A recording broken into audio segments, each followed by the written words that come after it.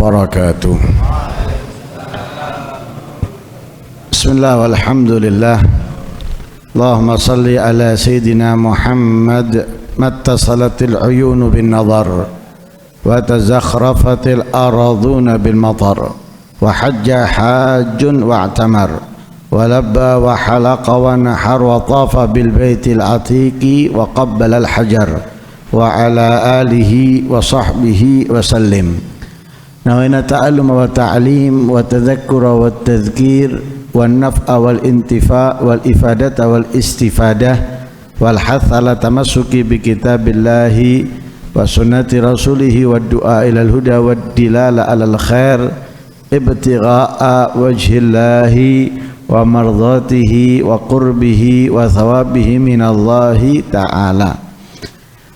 Subhanallah, alhamdulillah, wa la ilaha illallah, Allahu akbar, wa la hawla wa la quwata illa billahil aliyyil azim. Adada kulli harfin kutiba yuktabu abadal abidin wa dahrad dahirin. Subhanaka la ilma lana illa ma 'allamtana innaka antal alimul hakim. Allahumma ja'al anfusana mutmainnah tu'minu bi liqa'ik wa taqna'u bi 'ata'ik wa tardha bi qada'ik. Allahumma ya man biyadihi maqalidul umur kulliha wa ilayhi yarji'ul amru kullu ya fattah ya alim iftah alaina fathan qariba in tastaftihu faqad ja'akumul fath inna fatahna laka fathan mubina nasrun minallahi wa fathun qarib. Allahumma aghnina bil ilmi wa zayyinna bil hilmi wa akrimna bit taqwa wa jammilna bil afiyah birahmatika ya arhamar rahimin. Qala al-musannif rahimahullah wa nafa'ana bihi wa almikum fid darain amin. Min hikamil Imam Syafi'i radhiyallahu anhu ila an qala man ahabba an yuftaha alaihi binuril qalb fa alaihi bil khalwati wa qillatil akli wa tarki mukhalatatis sufaha'i wa bughdi may yuridu bi ilmihi dunya. Imam Syafi'i beliau berkata, siapa orang yang ingin dibukakan atasnya dengan cahaya hati, maka wajib atasnya bil khalwah wa qillatil alqi, sedikit makan, wa tarki mukhalatatis sufaha, tidak berteman, tidak berkumpul dengan orang-orang bodoh, wa bughdi man yuridu bi ilmin dunya, dan membenci orang yang menginginkan dunia dengan ilmunya.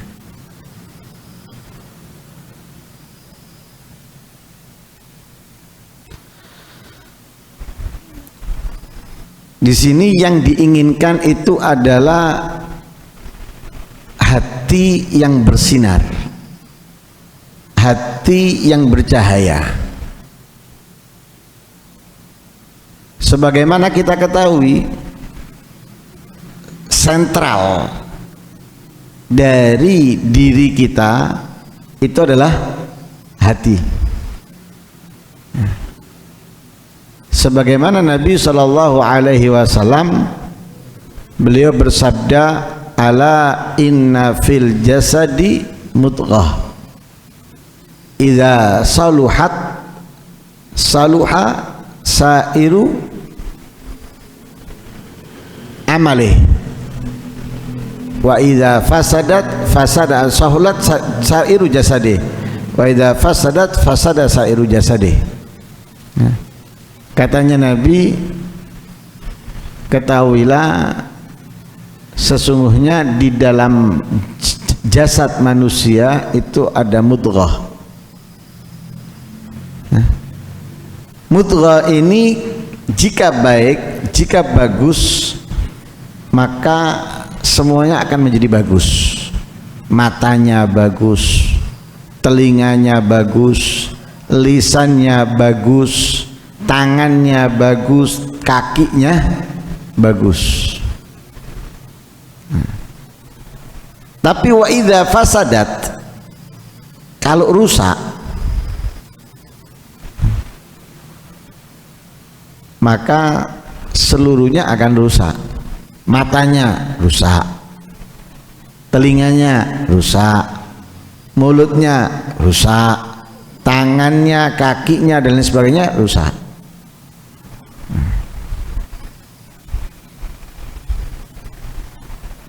Dan itu bisa kita lihat dari orang-orang yang mulia, orang-orang yang mendapatkan keistimewaan dari Allah, baik itu para nabi, rasul atau orang-orang yang istimewa. Ketika melihat keburukan, mata mereka itu tidak menilainya dengan keburukan, tapi menilai hal yang baik dari keburukan itu.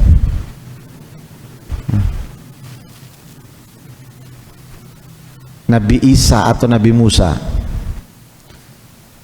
ketika berjalan dengan beberapa orang terdekatnya, melihat bangkai dari binatang, sudah sebagian itu hancur, bau. Semua orang mengatakan alangkah baunya. Yang satunya mengatakan alangkah B dan yang lain sebagainya. Yang dilihat adalah keburukan atau sesuatu yang tidak baik dari bangkai itu. Tapi Nabi Isa beda, alangkah putihnya giginya. Yang dilihat adalah yang indah dari bangkai itu, alangkah putihnya giginya. Sekarang pertanyaannya, bangkai itu mau dimakan tak? Nggak mau dimakan. Bangkai itu najis, haram dimakan. Apalagi misalnya hewannya sudah najis. Tapi lihat, yang dilihat adalah keindahan daripada bangkai tersebut, alangkah putihnya giginya. Kalau kita coba, karena hati kita rusak, maka yang baik, yang indah kita artikan sebaliknya, riya, sombong, pamer, sok dan yang lain sebagainya. Yang baik dari orang kita artikan buruk. Beda kan orang yang hatinya bersih, hatinya baik, dengan orang yang hatinya kotor. Cara menilainya berbeda.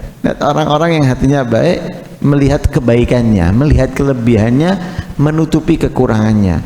Tapi yang hatinya kotor, kebaikan diartikan yang buruk, apalagi keburukannya. Makanya penting menjadikan hati ini bercahaya, memiliki sinar, itu penting. Karena kita bisa mendapatkan kedudukan yang tinggi di sisi Allah itu bukan karena banyaknya amal. Banyaknya amal itu mendukung. Sholat, puasa, membaca Al-Quran, qiyamul lail dan lain sebagainya itu mendukung. Tapi inti itu ada di dalam hati. Lah kalau dia melakukan itu semuanya riyaan, tasonnuan, kemudian ta'ajuban dan yang lain sebagainya, maka tidak berarti semuanya. Di paling utama itu adalah hatinya. Makanya orang-orang yang mulia itu mereka sampai mengatakan apa? Mendapatkan kemuliaan itu laisa bikathrati salatin wala siyamin. mendapatkan derajat yang tinggi, keistimewaan dari Allah bukan karena banyaknya puasa, bukan karena banyaknya sholat, tapi diantaranya apa? Salamatus sudur wasakhawatun nufus, hatinya yang bersih, kemudian hatinya penuh dengan sifat-sifat yang baik yang menjadikan ia pemurah di dalam mengabaikan kesalahan orang, memaafkan kesalahan orang. Dan itulah yang menjadi orang yang beruntung nanti di hari kiamat. Yauma la yanfa'u malun wala banun illa man atallaha biqalbin salim. Harta nggak berguna lagi di hari itu. Anak nggak. Kenapa? Buat apa lagi harta? Dengan meninggalnya kita, harta sudah nggak kepake. Mau kita punya rekening berbagai macam bank dengan jumlah setiap rekeningnya itu miliatan misalnya, ketika kita mati nggak kepake lagi. Mau kepake apa? Supaya saya nggak disiksa, supaya dikasih tempat yang lapang, penuh dengan cahaya, dingin. Nggak bisa, nggak berguna. Mau nyuap siapa? Mau nyogok siapa? Mau beli fasilitas dari siapa? Nggak ada. Makanya Allah memerintahkan kita untuk menginfakkan sebelum datang hari kita nggak bisa berinfak lagi. Anfiku min qabli ayyatiya yaumun la bai'un fihi wala khullatun wala syafa'ah. Infakkan apa yang aku berikan kepada kalian, katanya Allah. Sebelum datang hari kalian nggak bisa lagi ya, berbisnis, berdagang, berjual beli, atau mendapatkan kemuliaan, keistimewaan, pertolongan dari Allah. Infakkan. Dan itu diucapkan oleh Allah, perintah untuk menginfakkan itu bukan sekali, di dalam beberapa ayat. Anfiku min thayyibati ma kasabtum. Begitu juga dalam ayat-ayat yang lain. Anak juga gitu. Kenapa? Keluarga ini nanti satu sama lain akan apa? Mementingkan dirinya sendiri. Belum di barzakh, belum di akhirat, di hari kiamat. Di dunia suami mementingkan dirinya sendiri, istri mementingkan dirinya sendiri, anak mementingkan dirinya sendiri.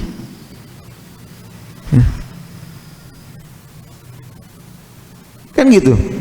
Masing-masing sudah kepingin dirinya yang enak, kepingin dirinya yang senang, maunya dirinya. Itu masih di dunia, belum di barzakh, belum di hari kiamat. Makanya Allah sudah menjelaskan apa? Yauma yafirul mar'u min akhi wa ummihi wa abi wa sahibatihi wa bani. Ketika datang hari kiamat, di hari itu akan lari. Yauma yarful mar'u, seseorang akan lari. Dari siapa? Min akhi, dari saudaranya. Dari siapa lagi? Wa ummihi wa abi, anak akan lari dari ibunya, dari bapaknya. Seseorang itu akan lari dari siapa? Istrinya. Seseorang itu akan lari dari siapa? Anaknya. Jadi seseorang ini akan lari dari temannya, akan lari dari bapak ibunya, akan lari dari istrinya, akan lari dari anaknya. Nggak bermanfaat lagi, sudah susah mereka. Yang manfaat datang membawa hati yang bersih. Lah bagaimana caranya hati itu bisa bercahaya, hilang kotoran-kotoran, noda-noda yang ada di dalamnya? Katanya Imam Syafi'i yang pertama bil khalwah. Yang pertama bil khalwah, harus punya waktu sendirian dengan Allah. Harus punya waktu sendirian dengan Allah. Nah, paling enaknya waktu sendirian dengan Allah itu malam.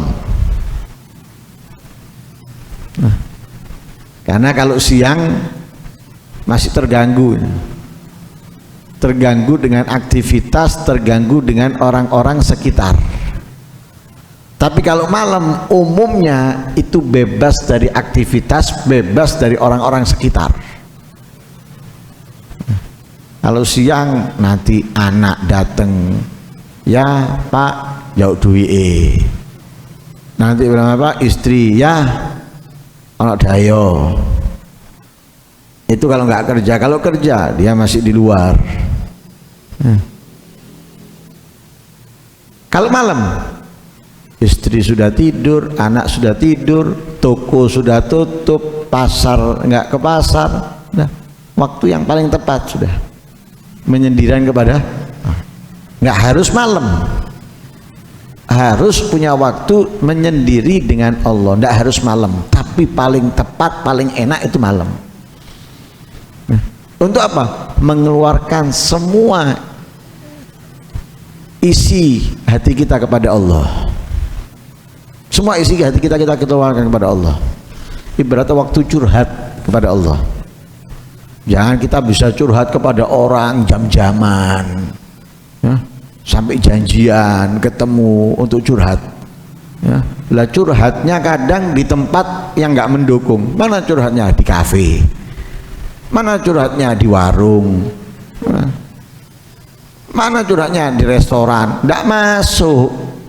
Curhat itu bukan kepada manusia, curhat kepada Allah.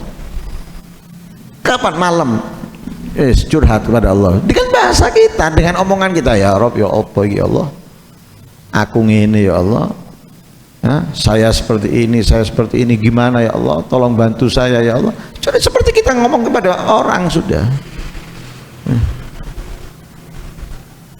Kemudian ungkapkan semua keinginan kita kepada Allah.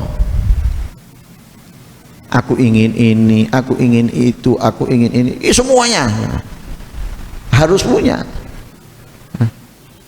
Nah, kita enggak sepanjang waktu enggak ada punya waktu sendirian dengan Allah.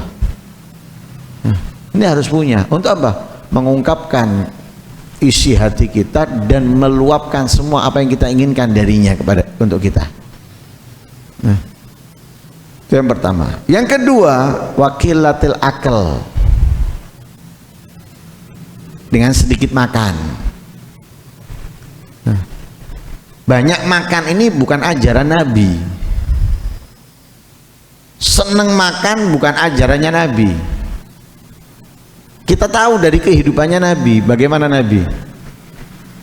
Nabi itu kalau makan sedikit, bahkan mengajarkan kepada kita untuk makan sedikit itu cara ngambilnya. Kalau kita makan dengan tangan 3 jari, kemudian mengunyahnya pun sampai lembut. Itu mengajarkan kepada kita apa? Sedikit makan. Kita ndak langsung apa meneng bareng-bareng ini lah iso melbu.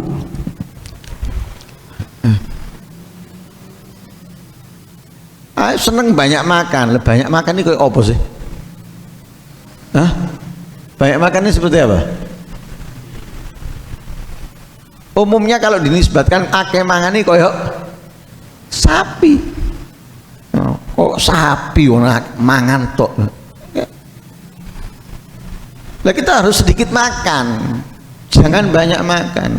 Lah orang bingung, ini naik harganya, gimana kebutuhan rumah tangga? Gampang ngatasinya kurang ono mangan, selesai.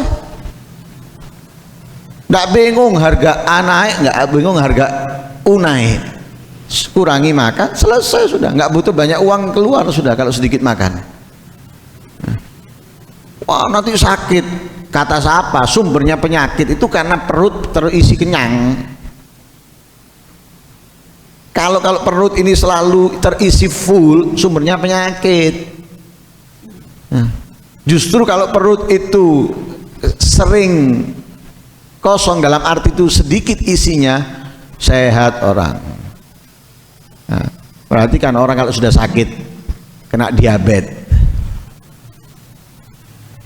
kunci utama dari dia kunci utama ngurangi makan, sedikit makan, kuncinya sudah. Kalau kepingin tidak naik kadar gulanya, itu harus kurangi makan. Berarti ngurangi makan itu apa? Sehat. Nah, itu dalam badan kita. Begitu juga hubungan kita dengan Allah. Sedikit makan ini membuat hati itu lebih mudah untuk bercahaya, ya, mengeluarkan sinarnya. Makanya Nabi mengajarkan kita sedikit makan, ya. Yang ketiga, watarki mukhalatatus sufaha, nggak ngumpul dengan orang-orang bodoh. Nggak ngumpul dengan orang-orang bodoh. Ngumpul orang bodoh ini membuat kita semakin gelap hati kita. Kenapa? Orang bodoh itu kebanyakannya ya, ngomongin orang sana sini tentang A, tentang B, tentang sesuatu yang tidak bermanfaat sedikit pun untuknya. Tidak bermanfaat sedikit pun untuknya. Ya. Tidak meningkatkan kualitas ibadahnya, tidak membuatnya istiqomah di dalam menjalankannya, tidak menumbuhkan kelezatan dalam menjalankan ibadah. Nggak ada. Yang ada kumpul mereka ini, kumpul orang-orang bodoh ini, membuat kita kepikiran, iya lek ngono kok apa iki, ya, gimana nih? Apa faedahnya? Sesuatu kamu takuti dari sesuatu yang tidak pasti. Yang pasti hilang daripada pikiran kamu. Yang pasti itu gimana kamu nanti di kuburan, bagaimana meninggalnya kamu, itu pasti. Tapi kamu ditakut-takuti, ini nanti gini, kalau ini, kalau itu dan sebagainya. Sesuatu yang nggak pasti, dugaan semuanya. Bisa iya, bisa tidak, dugaan. Tapi kalau ngumpul orang-orang yang cerdas beda. Ngumpul orang yang cerdas itu membuat kita waspada, membuat kita berhati-hati, membuat kita lebih sigap, lebih itu kalau orang cerdas. Tapi orang bodoh, yang ada diisikan dalam pikiran kita ini hayalan sudah, ya, diisikan kepada kita hayalan atau dugaan, ya. Itu makanya tarku mukhalafatus sufaha. Habib Ali Habsyi mengatakan apa? Ma'da yufidul mar'a subatu jahili. Katanya Habib Ali Habsyi, ma'da yufidul mar'a subatu jahili. Apa faedahnya, ya, teman orang bodoh untuk seseorang? Faedahnya apa? Untungnya apa? Berteman dengan orang bodoh untuk seseorang itu apa faedahnya? No. Tidak ada faedahnya. Yang terakhir yaitu wabughdi man yuridu bi ilmi dunya, membenci orang yang ilmunya diinginkan dunia. Man yuridu bi ilmi dunya, orang yang menginginkan dengan ilmunya dunia, itu membencinya, ya, membenci keinginannya, membenci tujuannya.